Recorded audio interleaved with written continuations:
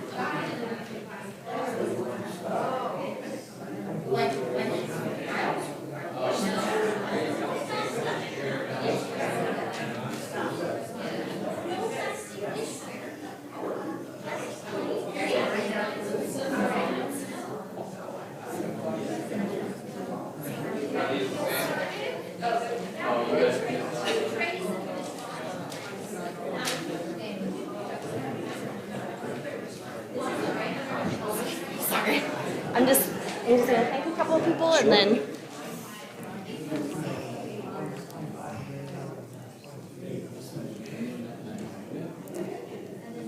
It's my natural teacher vibe. Everyone quiet. It's awesome.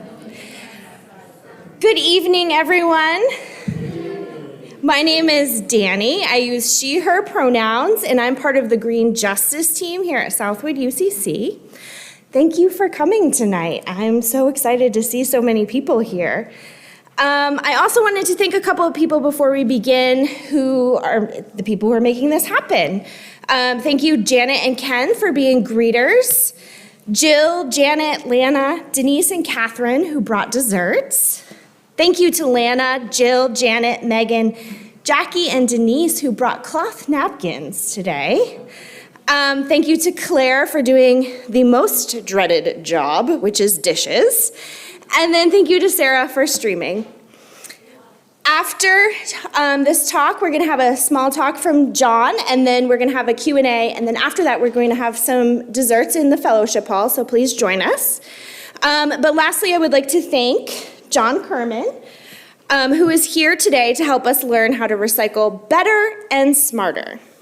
John Kerman has had an earnest desire to help save the world for more than 30 years and has been a community activist for most of that time. He is one of the leaders of 350 KC, the local arm of 350.org, global grassroots, climate justice movement, and has previously been part of the coordinating committee of the KC Food Circle. He is employed by Bridging the Gap, which is how we have met him, and works on recycling, composting, and litter abatement programs. Thank you for being here, John.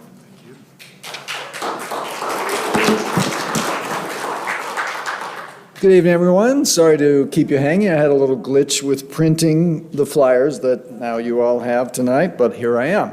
I do work for Bridging the Gap, which is Kansas City's homegrown community environmental organization, if you haven't heard of us yet.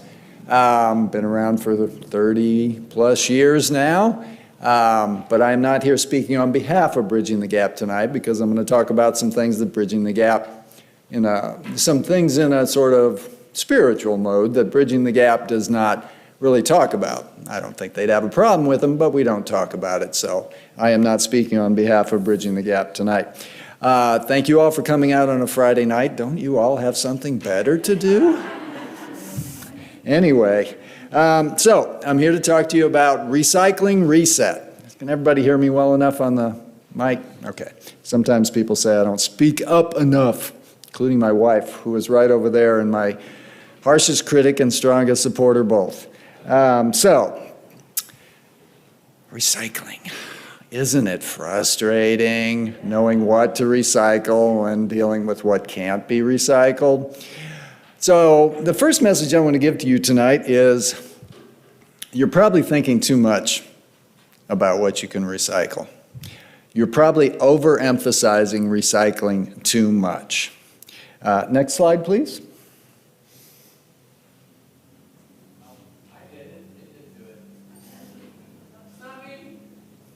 Uh-oh. It won't be as good without the slides, that's for sure.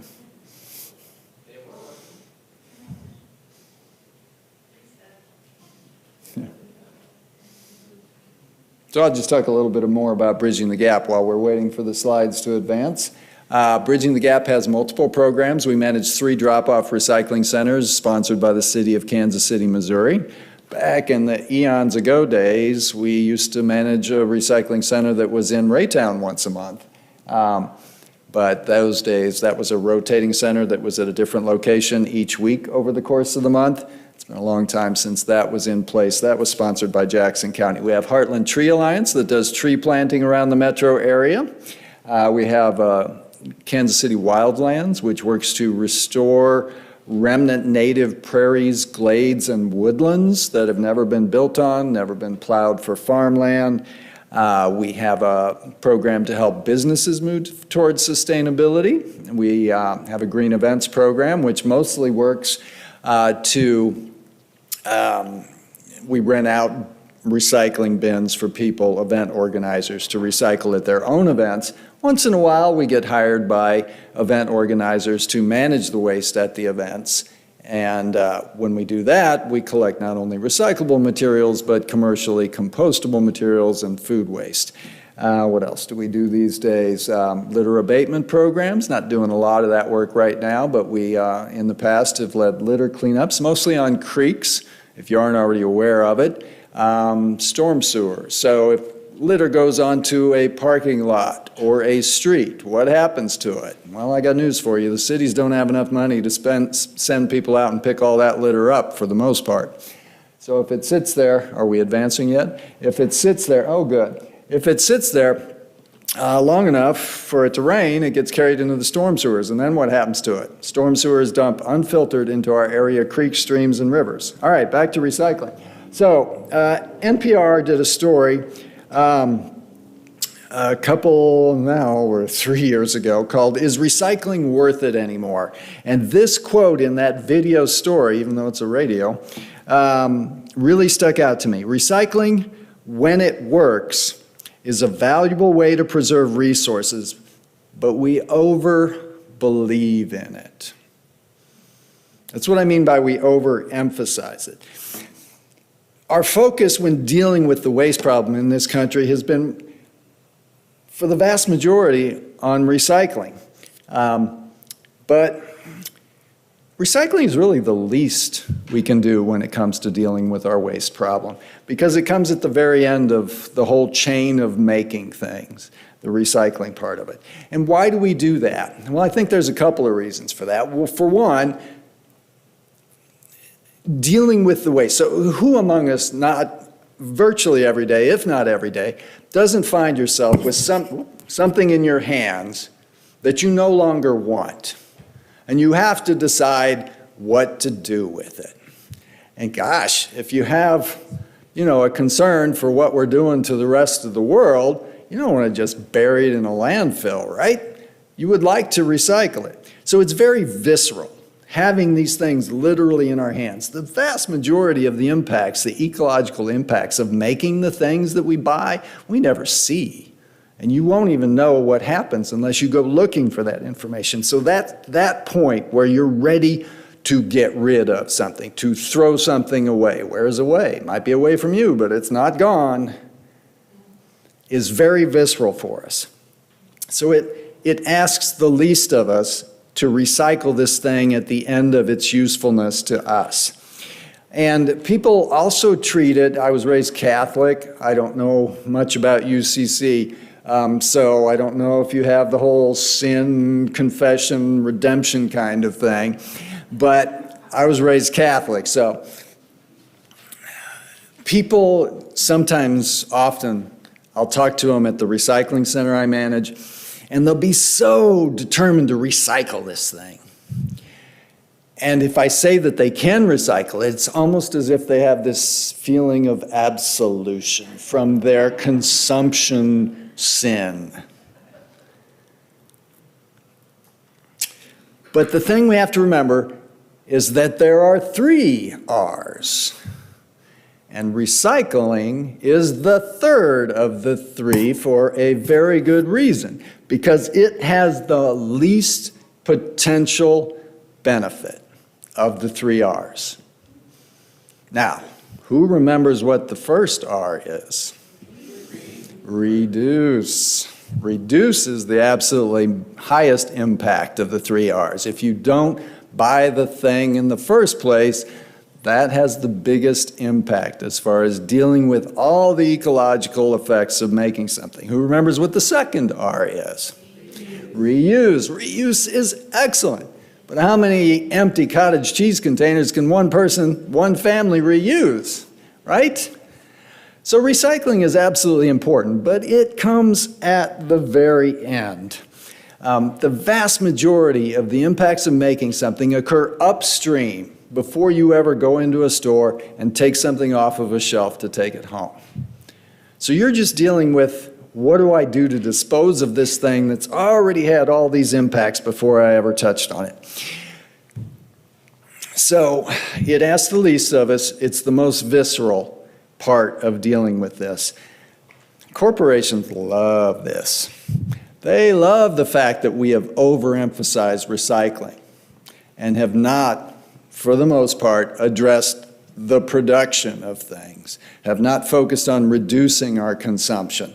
They love that. It's no accident either. This is exactly what they wanted. When they ramped up the industrial economy, they knew that they were making more stuff than people wanted to buy. So they set out to create demand, to make us want ever more stuff.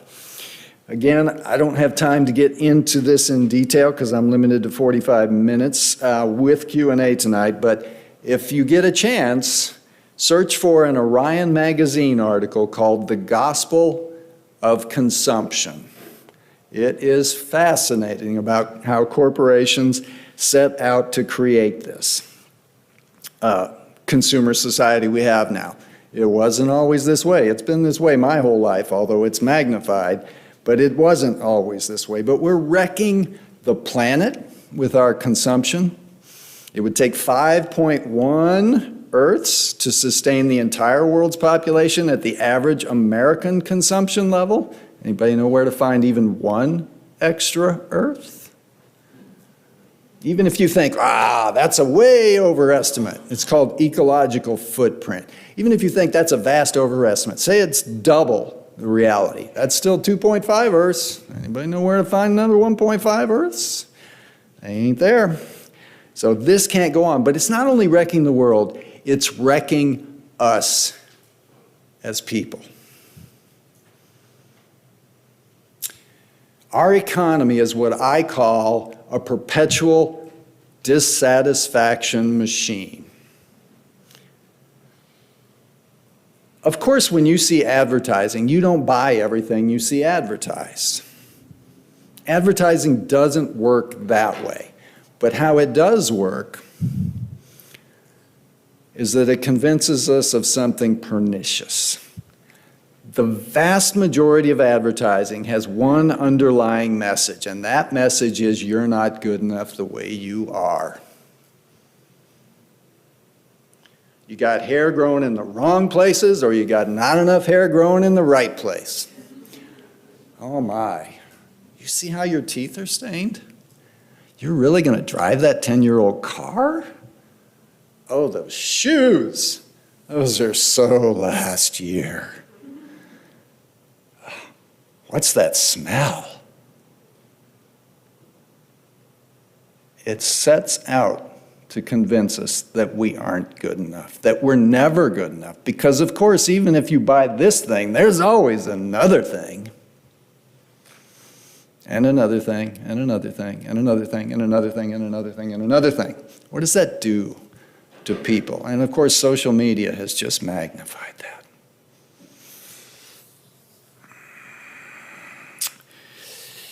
So, how am I doing on time? So, the thing I want to say to you about that, though, is people often look at what it would take to stop wrecking the world, to, in a poetic sense, save the world, as being about giving things up, as not having all this cool stuff, all these new things all the time. And, you know, if we do manage to turn things around and stop wrecking the world, we probably are going to have less stuff, buy less stuff, make stuff last longer. But it's not about giving things up. It's more about getting the things that really bring people happiness in life. Belonging, security, community, strong family, and community relationships. That is not a perpetual dissatisfaction machine. That is true contentment. That's what we need to focus on, is getting more of what we really want in life. Okay, that's the sermon part. Now onto the nuts and bolts. So if you've been paying attention over the last 5 years or so, maybe even a little 6, 7 years, you've probably seen stories in the news, dire news about the state of our recycling system. About how recycling programs were shutting down, and oh my gosh, this stuff we thought was being recycled is just being burned or being dumped. There have been a lot of stories like those things, about those things, particularly in the wake of, at the beginning of 2018, China decided they were tired of taking our dirty, contaminated junk that we shipped overseas to them to be recycled, sorting through it and discovering that a lot of it wasn't really worth being recycled, and then having to deal with it. And because that was done in an all too unregulated manner, it did get open dumped. It did get open burned. It did get dumped into rivers or directly into the ocean. Of course, the rivers run to the oceans too. And a lot of it ended up in the ocean. You might have seen stories about the problem of plastic pollution in the ocean, plastic waste in the ocean. And if you look at the stories, where it's going into is often in Asia, but that's not the full story. The full story is, where did it get consumed? Because for years, decades, we shipped this stuff overseas. I'm not saying we didn't know that it wasn't going to be recycled, but we sure didn't check up to make sure it was being recycled. It was out of our hands. So, a lot of dire news about recycling, and it's absolutely time for a recycling reset, as I had at the beginning of my presentation there. It's really important that we recycle what actually can be recycled, but not put things into the recycling that are not recyclable. Household recycling, so recycling at the level of the household, is an important factor in this whole saving the world thing. Maybe you've heard of an organization called Project Drawdown. So Project Drawdown has created this list of 100 different tools, processes, things to do to help solve, in particular, the climate emergency that we're facing. So 100 of them, ranked in order from most impact to least impact. Now, household recycling, believe me, is nowhere near the top of that list of 100 things, but it is number 55 on that list. So it matters, and again, there's nothing on that list that solves the problem by itself if we just do that one thing. There's no silver bullet. As somebody else coined the term, there's silver buckshot, and we need as much of it as possible. So household recycling is part of that.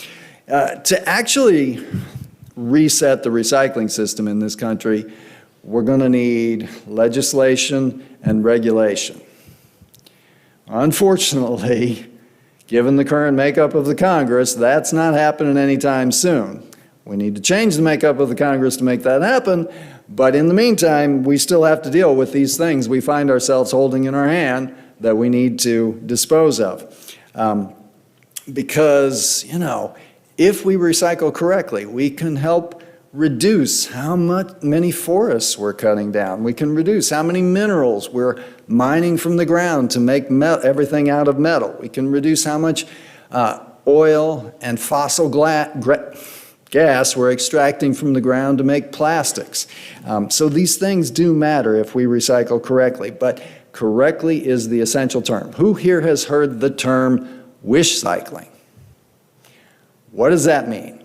So wish cycling refers to that moment where you have that thing you're ready to get rid of, and you're standing there in front of your trash bin and your recycling bin, and you're like, well, I don't know if this is recyclable, but I sure would like it to be recycled and not buried in the landfill, so I'll throw it in the recycling bin and I'll hope it gets recycled. Don't ever do that.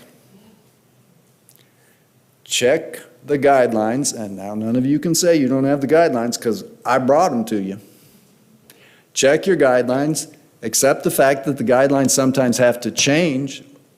Last summer, we scaled way back on the plastics we accept for recycling in Metro Kansas City because we discovered that things that we had accepted for years were not being recycled.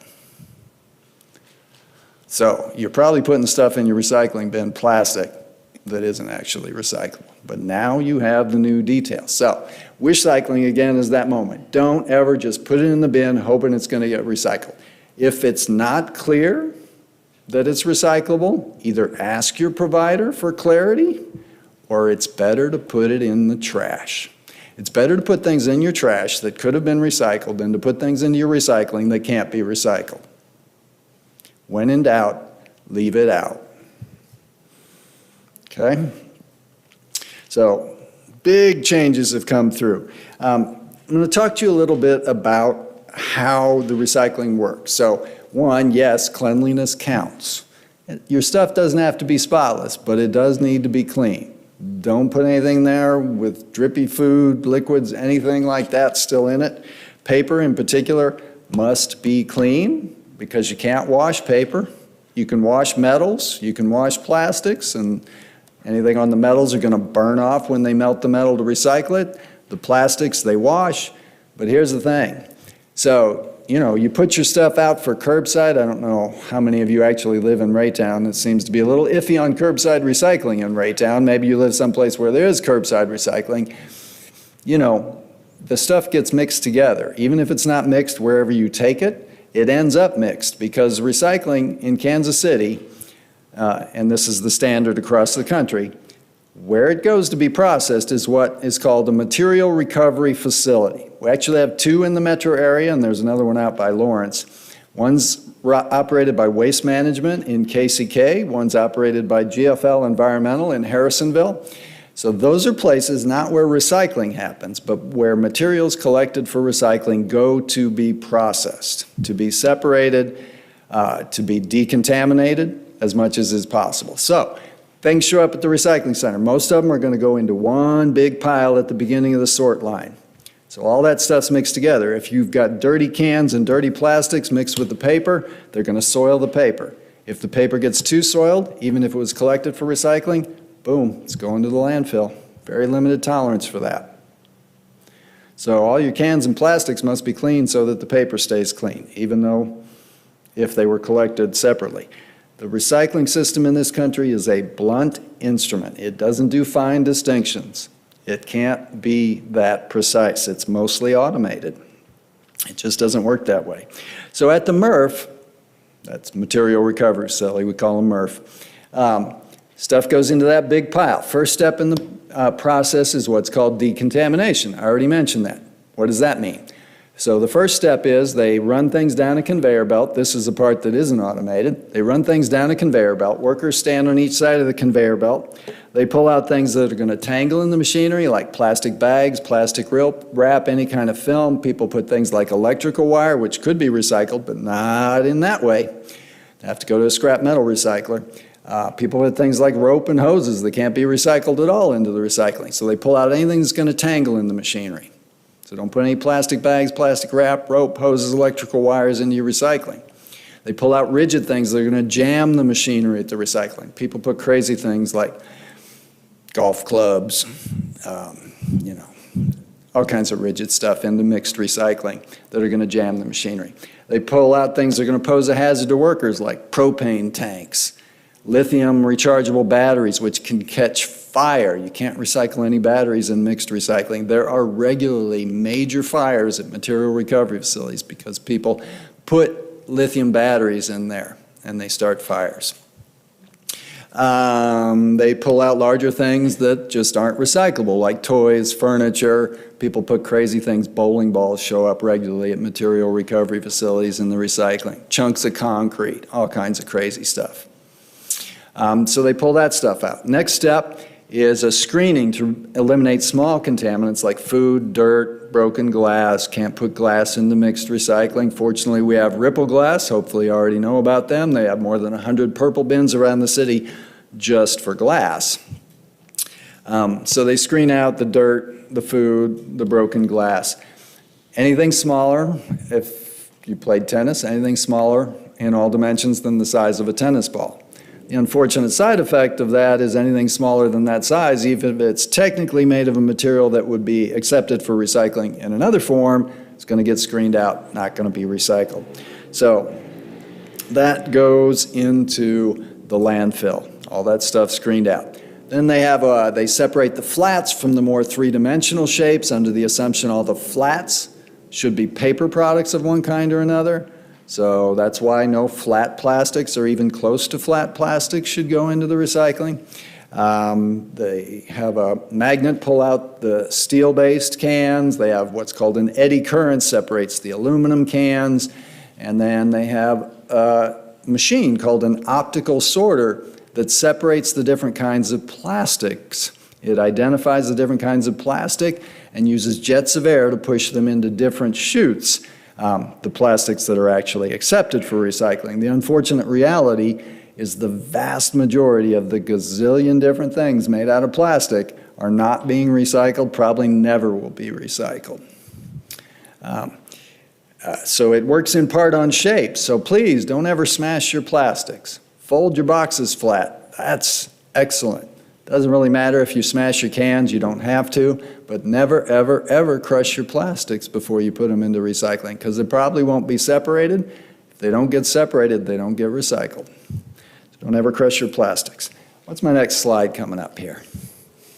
Okay, so one positive development, very positive development over the last 10 years or so in recycling is the creation and adoption of these how to recycle labels. So how to recycle labels, maybe you've already seen them on products you buy. Unfortunately, they are often smaller than I wish they were.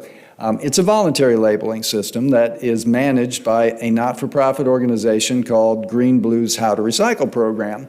And it puts recycling information right on the label where it's most helpful.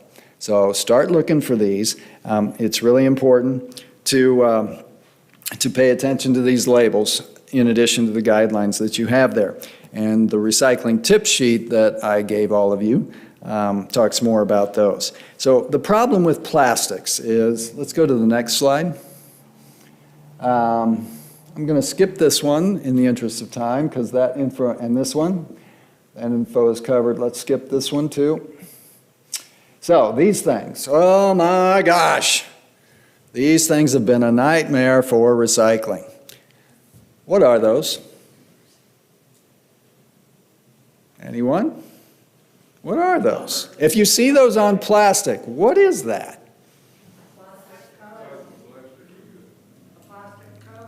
It is a plastic code, but well, that's the thing. It's not really a recycle code. People see those triangles, and those triangles are molded into virtually everything made out of plastic these days, and I do mean virtually everything. The porta potty we have at our recycling center has number 2 triangles, number 2 HDPE triangles molded into all 3 walls and the door. That should be a clue to you that just because you see that triangle on something made out of plastic does not mean it's accepted for recycling. You'll also see a number 2 HDPE on a milk jug or a water jug. Those absolutely are recyclable. But it's not just a question of the number. So people who haven't yet been taught typically think those are indicators of recyclability. And hey, who could blame them for thinking that? When the plastics industry, not the recycling people, the plastics industry, think about incentives here. When the plastics industry devised this labeling system in 1988, they could have chosen any number of symbols to use. But what did they choose?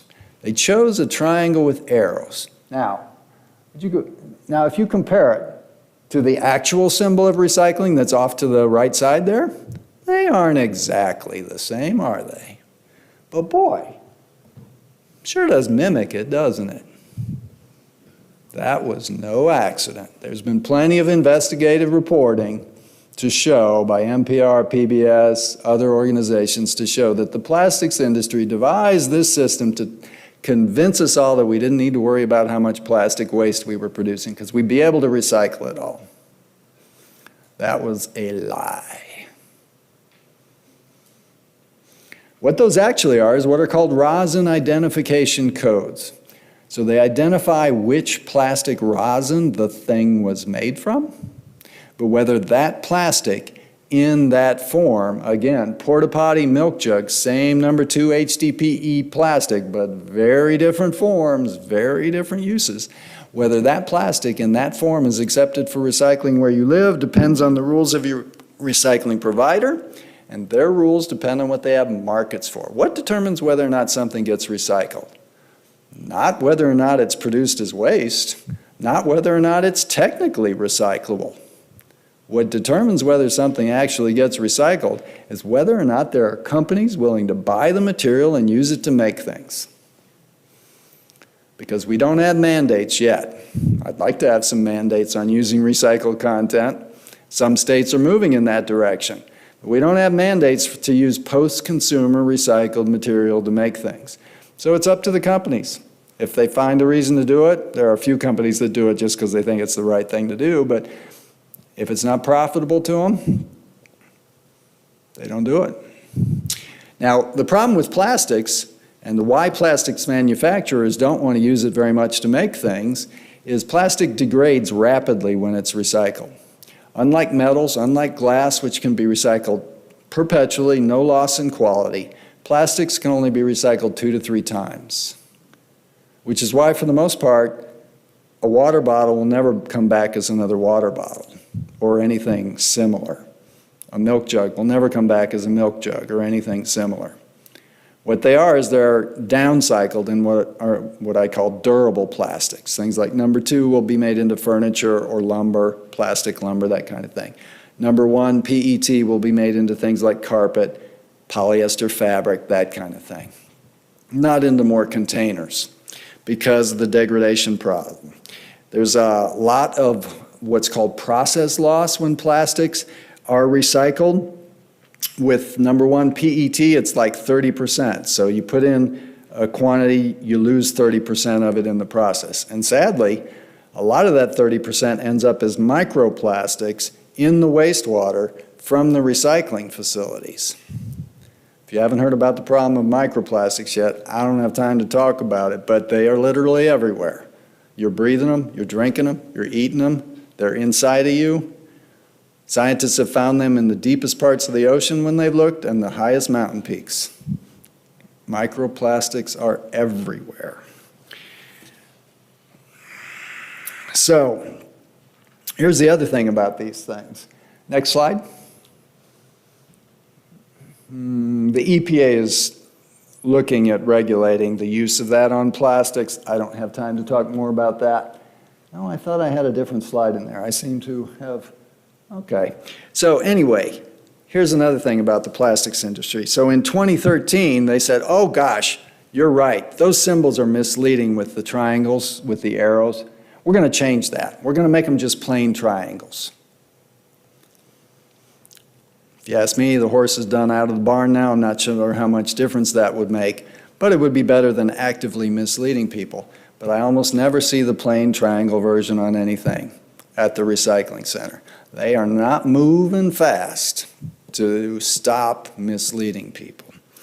The other thing with plastics is there's hidden plastic all over the place. A lot of the things that you think of as being made from paper are actually paper and plastic combined. And whenever paper and plastic are combined, it's a nightmare to recycle because you really got to separate the paper and the plastic for the recycling for the most part, and that's almost never worth doing. So you go to the coffee shop, you get a cup of coffee to go. You think of that as a paper cup because that's what you see is the paper. But if it was just paper, you would not enjoy your coffee drinking experience because it would soak right through. It's coated with plastic. Almost all paper that's made to come into direct contact with food or drink has plastic on it and is not recyclable in Metro KC.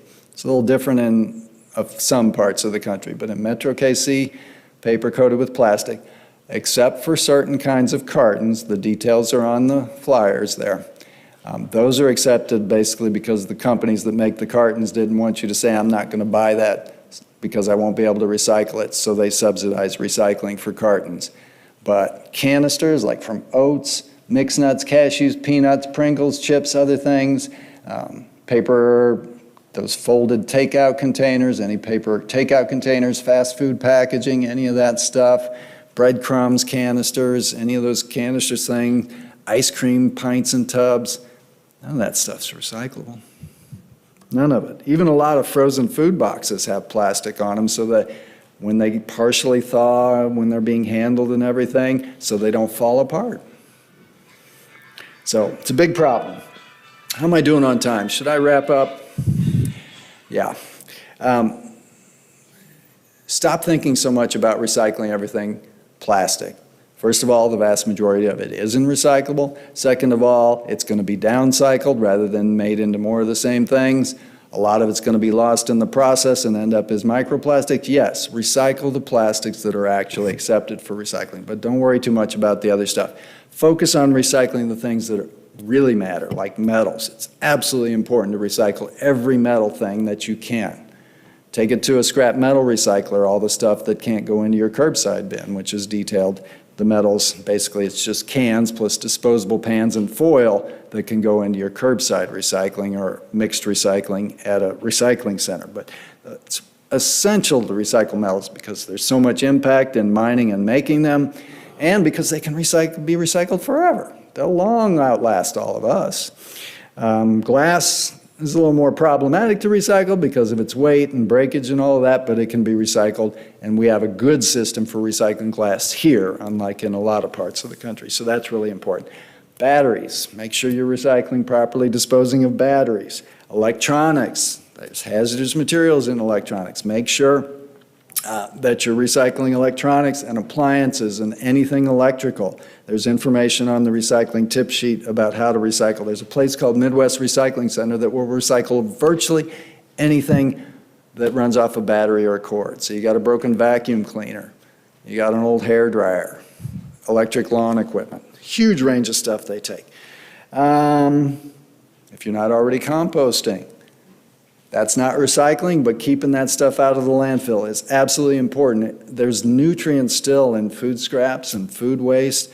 It is just a disaster to bury that stuff in a landfill when it should be being fed back into the soil, all those nutrients. Plus, as it anaerobically decomposes in a landfill, it produces methane, which is a much more potent heat-trapping, climate-altering gas than carbon dioxide. I'll just close there so I have at least a little time for questions by saying, yes, recycle. It's important. But remember, it's the third R. Reduce and reuse first. Make sure you're only recycling what's actually accepted for recycling, which is actually what can be recycled, because everything that gets in there raises the costs of processing the material if it can't actually be recycled. And spread the word. The recyclespot.org website that's on the bottom of the couple of the flyers, you can download more and print more copies of those flyers, or you can just make all the quality degrades if you make copies of copies. But please, we need recycling ambassadors to spread the word, because we got a real major problem with people putting stuff into the recycling that can't actually be recycled, and it undermines recycling when people do that.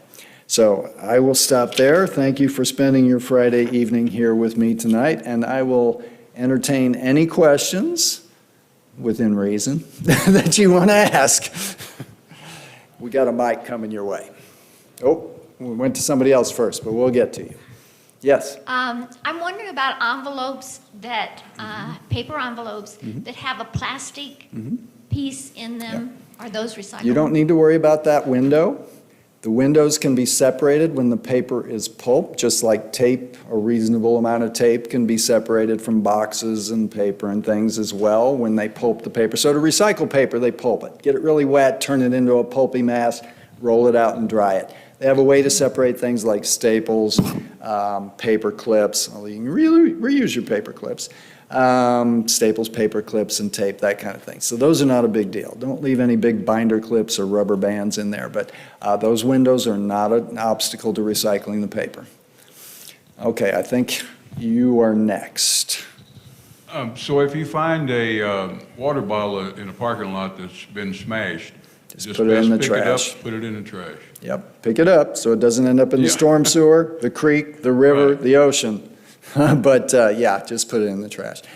Another thing about plastics is they, well, as are we, are degraded by ultraviolet light. So if it's been out there an extended period of time, even if it's not smashed, it might not be worth recycling just because the plastic's degraded by the UV light exposure. Black plastic, Yeah, I was going to talk about black plastic. So black plastic, so that optical sorter I talked about that separates the different kinds of plastic as designated by the numbers and letters that are accepted for recycling. So the way it works is it directs what's called a near-infrared beam at the plastics as they go down a conveyor belt.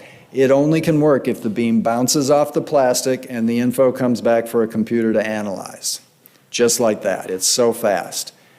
Black plastic absorbs the beam, doesn't get identified, doesn't get separated. It's a limitation of the technology. Maybe they'll figure out a way to get around it. The other challenge is you can't get the color out of black plastic, so it's difficult to have it mixed in with with the other colors of plastic. Honestly, uncolored plastic is the best thing. Who's noticed that Sprite's no longer in a green bottle?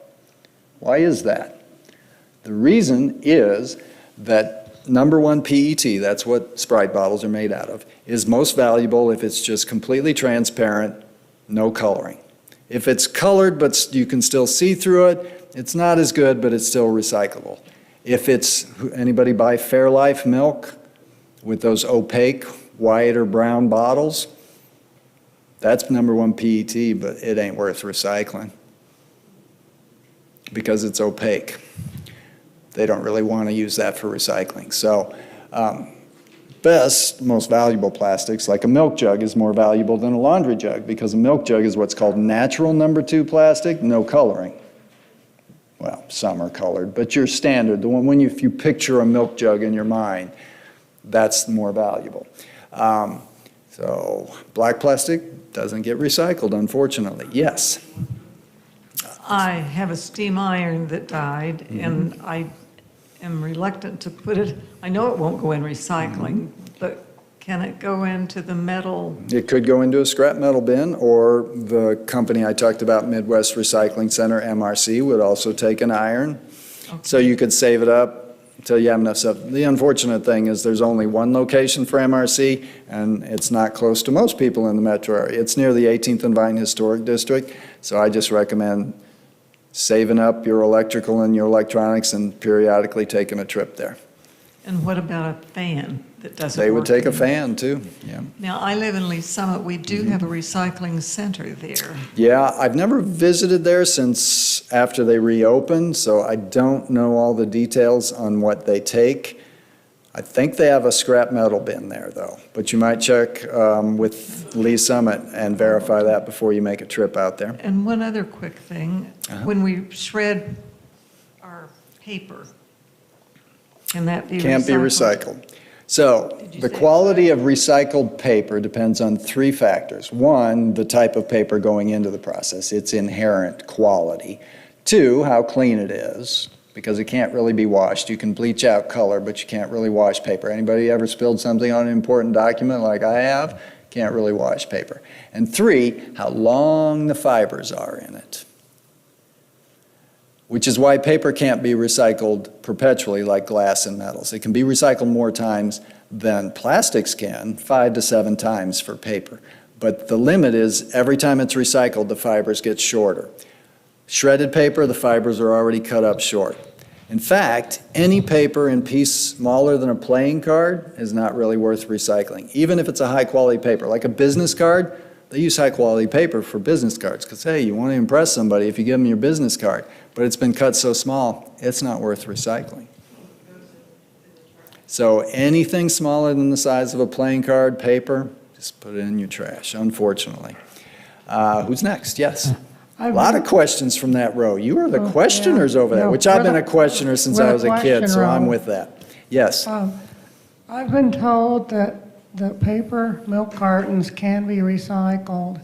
So they're You've been told they can or they can't? They can, but they're coated with plastic. So what's the deal with that? So your standard milk carton, what we think of as a milk carton with the gable top, the pinch closure at the top, those are coated with plastic inside and out. Typically, that would not be recycled.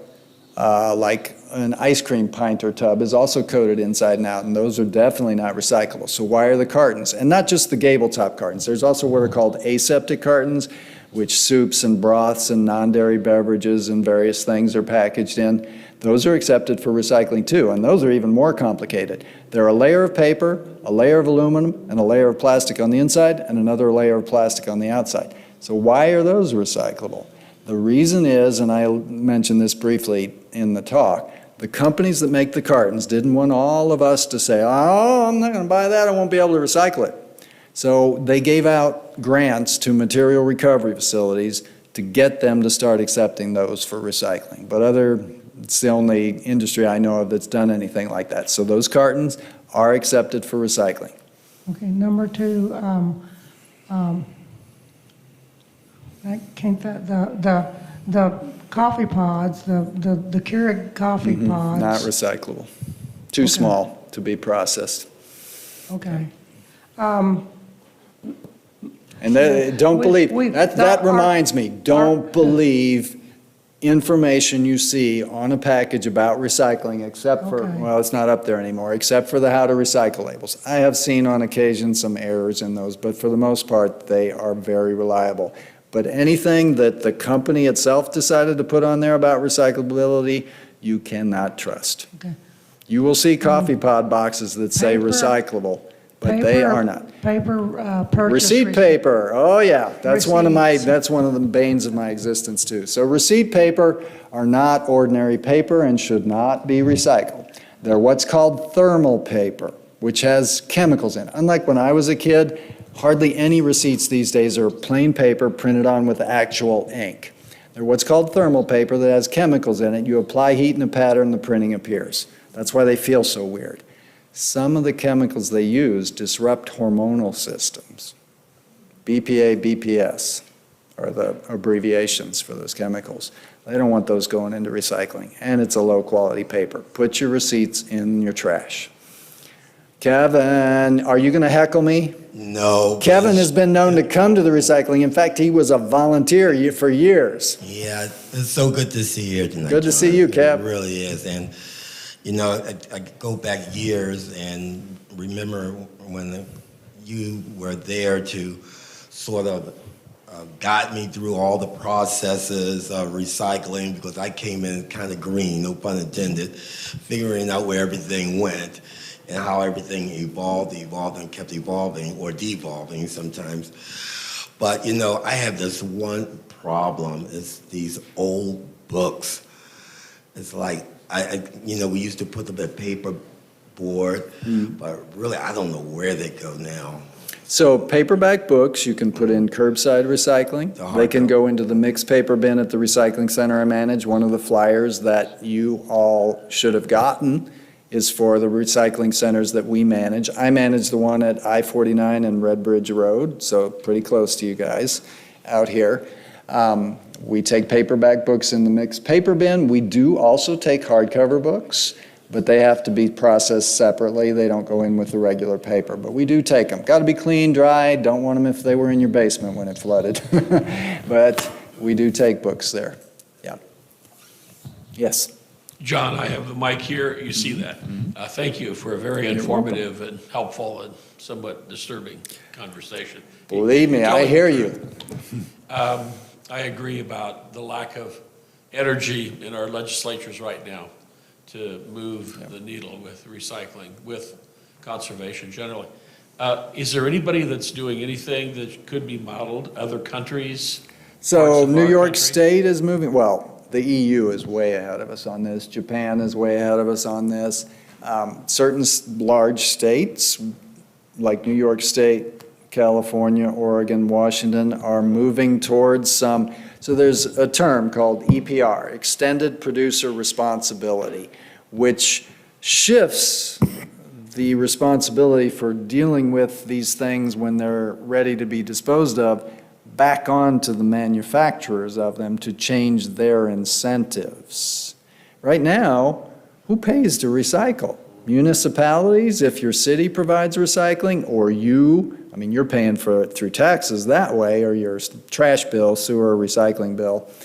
Or if you live in an area where you got a contract with a private company yourself, you're paying it directly. Either way, we're paying it, the people, instead of the folks who are deciding what things are made of and how they're made, and the companies that are deciding whether or not to use recycled content to make things. They are just washing their hands of the whole problem, even though they are the ones who created the problem. We could change that if we elected, to get big change, we need to do it at the federal level. We could change that if we elected a different Congress. I'm not here to talk politics tonight, but there have been bills introduced that would improve the system, but they aren't going to go anywhere under the current Congress. But yeah, there are better systems in other places. There really are. Who's got the mic? Yes. Okay, so for liquid detergent bottles and shampoo bottles, how clean do those need to be? So your food and drink things should be pretty clean. But actually, use it up because you don't want to waste it. That's just a waste of money. But you don't need to rinse out soaps, shampoo, detergent. They're going to wash those plastics. A little soap in there actually just adds to the washing.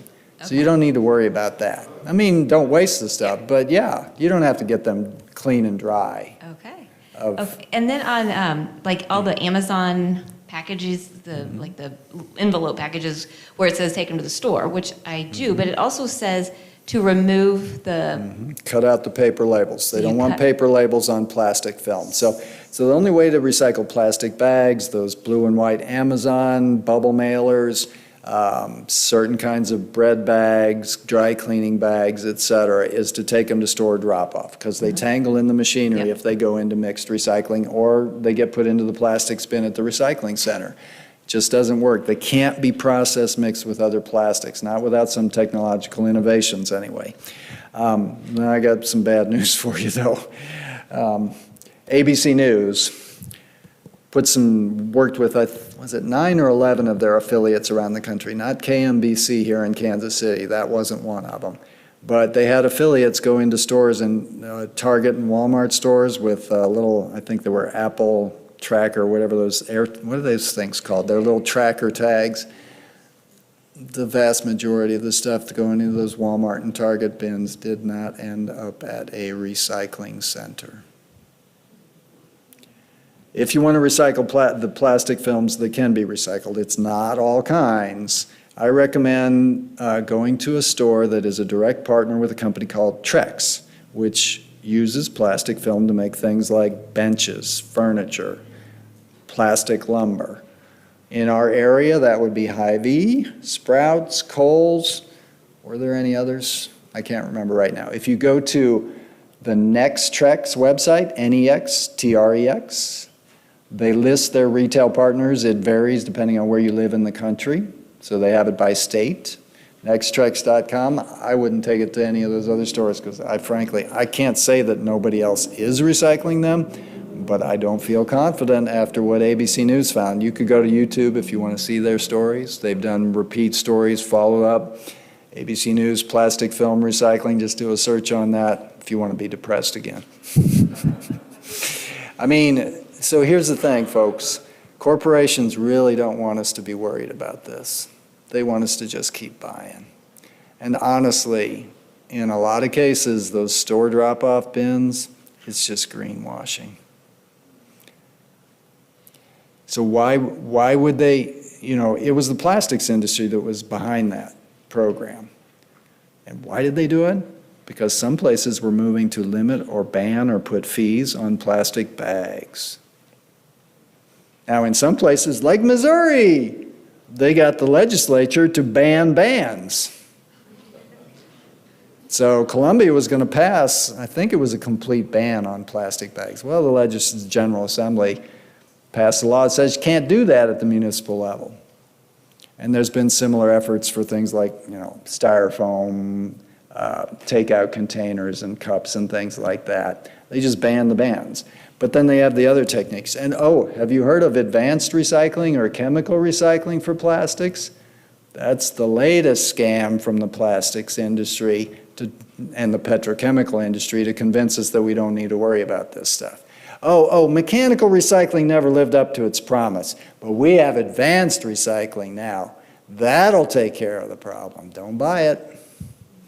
And guess what? The General Assembly passed a law to make it easier for the chemical companies to open these advanced recycling plants in Missouri by not subjecting them to the same regulations that other companies dealing with water hazardous waste when they're handled in large quantities have to deal with. Sorry. It's the truth. So- Who's got the mic? So all there we- lids on. If we're putting lids on, if we're Lids recycling on. lids, we gotta leave 'em Always on. lids on your plastics. Always lids on your plastics. Caps, screw-on caps are too small to be processed loose, won't be identified by the optical sorter if they're loose. Press-on lids for yogurt, sour cream, cottage cheese, all those things, too flat for the optical sorter to separate. If you don't have a container to put them on, just put them in the trash because they are just a contaminant if they're not on a container. Yes. Oh, no, we got to have the mic on or other people won't be able to hear. And you did have one chance already. I think we're going to somebody who hasn't said anything yet. I got to stop hitting this mic. Going back to the thing with the lids, but if you lose the lid. The and you have bottle, that the you jar, still the recycle jug can be recycled without the lid. It's the Okay. loose lids that we can't have. So if you can't find who among us doesn't have, as soon as you get rid of that cottage cheese container you're reusing because you can't find a lid for it, of course the lid's going to show up. But you can't recycle the lid once you've gotten rid of the cottage cheese container. But you can recycle the tub part without the lid. You can recycle the bottle, jar, jug without a lid. But don't put the lid separate in there. And if I know you said to clean, like if you have an aluminum can, like a Mm-hmm. soda can, you should wash it out. Give it a quick rinse. I mean, it doesn't have to Okay. be spotless. But what if someone put it in the recycling bin and they forgot to wash it? Is that being the machine's just gonna chuck it? Oh, no, it'll still get separated. The concern Okay. with that will be that it's going to soil paper products. I mean, metals, if we collected all the metals separately, it wouldn't matter how dirty they are because they're going to melt that stuff. Anything on it's going to burn off. But we got to keep the paper cleaner. It's just going to end up in the landfill. So the other stuff's got to be clean to keep the paper clean. And then my last question, Uh-huh. at one time, I think I read somewhere that aluminum cans, like a soup can, Mm-hmm. that they were, Those are technically steel. okay, steel. Do you recommend taking the paper off the steel can? I mean, Or is it okay to keep it the on? paper has no recycling value. I take mine off, and it's Okay. frankly such low-quality paper, it's not really worth recycling. They don't spend a lot of money on labels for cans, so I just put them in the trash these days. But you don't have to take them off. It's just going to burn off. Okay. I mean, you don't have to. And then the other thing is just a comment. Like 15 years ago, I went to Germany, and I was just vastly amazed of how environmentally friendly and clean that country was. Everywhere next to a trash can was a recycling bin. And even in small towns, they were big on recycling. And I'm like, this is how it should be. And it was, and then I came back to the States, and it was just like, we don't care enough at all about conserving and reducing things, and it's all in the hands of corporations, all about making money. It's just really sad. So I do appreciate you coming out here and talking about it. So I think more welcome. people need to care about our world. So, but thank I'm you. with you. I can All keep right. going, but I don't want to overstay my welcome. We're past time, so I think right now, thank you so much, John. Please join us in the fellowship hall. Yes. We really appreciate you coming. Thank you. You are quite welcome. Sorry if I cut anyone's questions off. I feel mean.